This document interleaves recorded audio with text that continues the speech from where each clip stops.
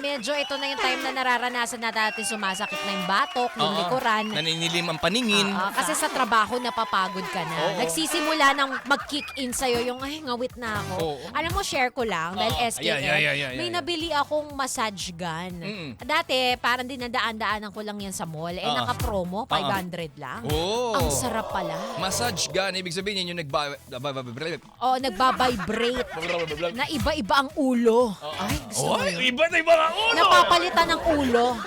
Kung stick to one ka lang, pero ayaw mo talaga na mag-stick to one, gusto mo iba-ibang ulo, matry mo. Oh my God. Doon ka sa nagbabibrate na massage toy. At least yan, safe. Ang ganda, oo.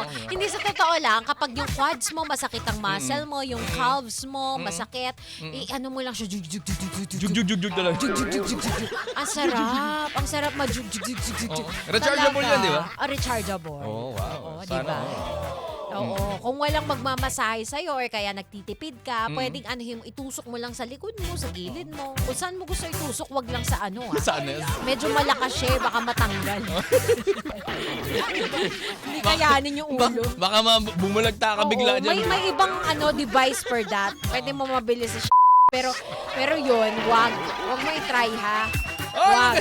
Magandang umaga po! Baka magulat ka, tumalsik. Ano yun? Ano ba yan? Ano na, tatawag kayo o kami tatawag sa inyo? Bakit biglang may peanut?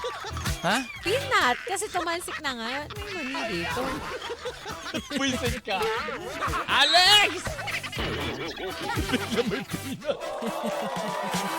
Pwisit ka talaga. Ano? Tara?